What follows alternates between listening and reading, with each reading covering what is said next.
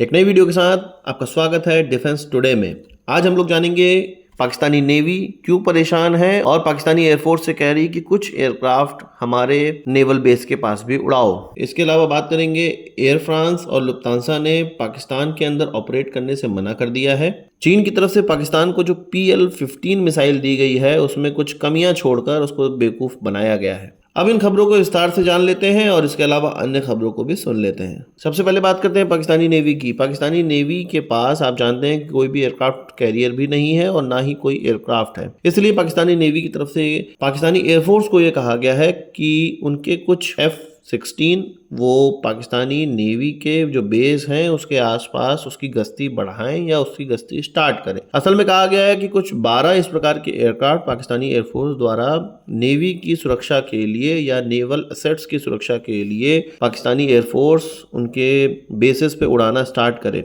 वो इस चीज़ से परेशान है कि हमारे पास या भारत के पास जो एयरक्राफ्ट कैरियर है उसमें जो MiG-29 है वो अपनी जो गश्ती है वो बढ़ा चुके हैं और जो सी बॉर्डर है वहाँ पर हमारी गश्ती बहुत ज़्यादा हो रही है। इससे पाकिस्तानी नेवी बहुत ज़्यादा परेशान है और इस बार अगर युद्ध होता है तो पाकिस्तानी नेवी की बहुत बढ़िया से खाट खड़ी की जाएगी। और एक बहुत ही नाजुक पॉइंट है पाकिस्तानी नेवी पाकिस्तान का, और उसके ज़रिए भारत आसानी से पाकिस्तान के अंदर घुस के पाकिस्तान को हरा सकता है। इसलिए वो कह रहे हैं कि भैया यहाँ पर कुछ F-16 डिप्लॉय करो।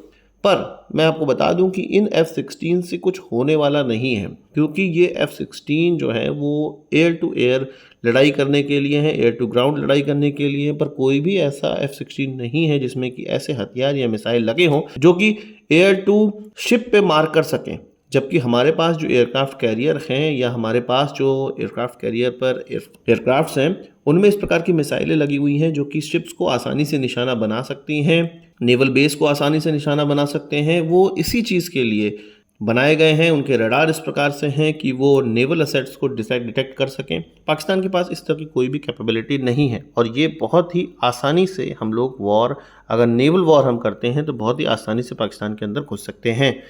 तो आप कमेंट बॉक्स में बताइए कि हमें किस तरह की वॉर की टेंडेंसी चुननी चाहिए। इसके अलावा बात कर लेते हैं पाकिस्तानी एयरफोर्स की ही।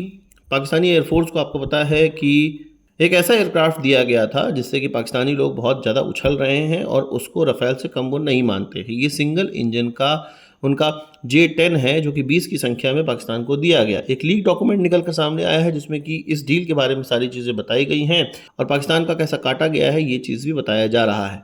इस डॉक्यूमेंट में ये बताया गया है कि लगभग $1.4 बिलियन का उधार दिया गया है पाकिस्तान को और ये एयरक्राफ्ट और इससे लगे हुए हथियार ये सभी उधार पे पाकिस्तानी एयरफोर्स को दिए गए। अब इस उधार को कैसे पाकिस्तान चुकाएगा आप कमेंट बॉक्स में बताइएगा। पर मैं आपको यहाँ पर बता दूँ कि इन 20 एयरक्राफ्ट में लगाने के लिए PL-15E मिसाइलें, यानी कि E का मतलब है एक्सपोर्ट वेरिएंट, ये मिसाइलें दी गई हैं पाकिस्तान को 240 की संख्या में। या आप ये मान सकते हैं कि एक एयरक्राफ्ट में 12 मिसाइलें दे दी गई।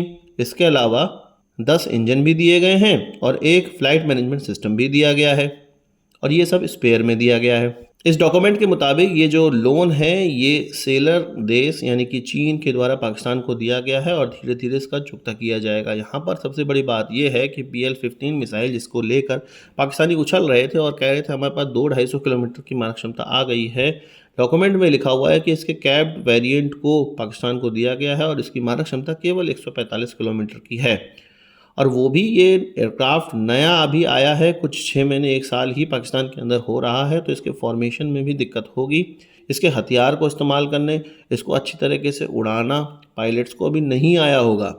तो हम ये मान सकते हैं कि 145 किलोमीटर की मारक क्षमता के अलावा ये बहुत कम मारक क्षमता ही उनको प्राप्त हो पाएगी, क्योंकि अभी ये ताज़ा एयरक्राफ्ट है और इतना बहुत उन्नत एयरक्राफ्ट भी ये है नहीं जिससे इसको बताया जाता है कि रफ़ेल से कंपेयर किया जाता है। हालांकि पाकिस्तानी हैं, उनको कौन समझाए, पर आप तो समझ रहे होंगे। आप कमेंट बॉक्स में बताइए कि आपको क्या समझ में आ रहा है। बात कर लेते हैं एयर फ्रांस और लुफ्तांसा और इसी तरह की अन्य एयरलाइंस के द्वारा भी पाकिस्तान के एयर स्पेस में ऑपरेट करने से मना कर दिया गया है। यहाँ पे मुख्य रीज़न तो ये बताया जा रहा है कि पाकिस्तानी एयर स्पेस में ऑपरेट करने से उनको ये डर लग रहा है कि कहीं कोई अटैक ना हो जाए। इस अटैक की वजह से पाकिस्तानी एयर स्पेस में कहीं उनका विमान दुर्घटनाग्रस्त ना हो जाए। सेम चीज़ एयर फ्रांस की तरफ से अपने स्टेटमेंट में भी कहा गया है कि भारत पाकिस्तान के टेंशन को लेकर उन्होंने ये डिसाइड किया है कि पाकिस्तान के ऊपर से वो अपने एयरक्राफ्ट नहीं उड़ाएंगे टिल फर्दर नोटिस। इसके अलावा लुफ्तांसा ने भी ये कहा है कि पाकिस्तान के एयर स्पेस के ऊपर से वो अपने एयरक्राफ्ट नहीं उड़ाने वाले हैं। पाकिस्तान की जो प्रॉब्लम है वो और ज़्यादा गहरा गई है। पाकिस्तानी एयर स्पेस में जब एयरक्राफ्ट उड़ते हैं तो पाकिस्तान को कुछ आमदनी होती है। अब एयरलाइंस ने अपने एयरक्राफ्ट को उड़ाने से वहाँ से मना कर दिया है, तो ये जो आमदनी है वो काफ़ी उनकी घट जाएगी या बहुत ही कम हो जाएगी या ना के बराबर हो जाएगी, जिससे पाकिस्तान की प्रॉब्लम फर्दर बढ़ जाने वाली है। ये चीज़ ये दर्शाती है कि पाकिस्तान पे अटैक तो होगा, पाकिस्तान की ठुकाई तो होगी, ये इंटरनेशनल कम्युनिटी भी जान रही है।